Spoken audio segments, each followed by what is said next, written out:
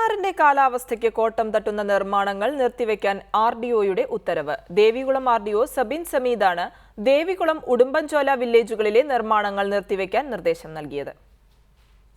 ജില്ലാ കളക്ടറുടെ NOC ഇല്ലാതെ മൂന്നാർ അടക്കമുള്ള 8 വില്ലേജുകളിൽ നടക്കുന്ന അനധികൃത നിർമ്മാണങ്ങൾ നിർത്തിവെക്കുന്നതിനാണ് RDO വില്ലേജ് ഓഫീസർമാർക്ക് നിർദ്ദേശം നൽകിയിരിക്കുന്നത്.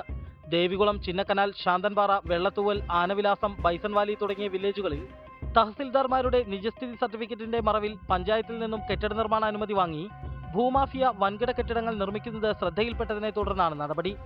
മൂന്നാർ, ആനച്ചാൽ, പള്ളിവാസൽ, ലക്ഷ്മി തുടങ്ങിയ മേഖലകളിലെ ചോലവനങ്ങളും തോടുകളും കൈയടക്കിയാണ് നിർമ്മാണങ്ങൾ കൂടുതലും നടന്നിരുന്നത്.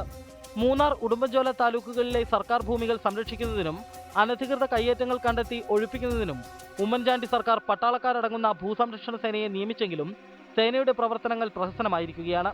പഞ്ചായത്തിൽ നിന്ന് ലഭിക്കുന്ന മോഡിഫിക്കേഷൻ സർട്ടിഫിക്കറ്റിന്റെ മറവിൽ ഭൂമാഫിയകൾ മൂന്നാറിലും സമീപ വില്ലേജുകളിലും നടത്തുന്ന ക്രമക്കേടുകളും നിർമ്മാണങ്ങളും ഭൂസംരക്ഷണ സേനയുടെ ശ്രദ്ധയിൽപ്പെടുന്നുണ്ട്.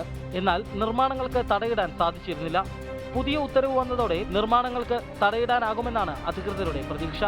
മൂന്നാറിൽ നിന്നും ജെൻസൺ ക്ലമന്റിനൊപ്പം റിപ്പോർട്ടർ ഇടുക്കി.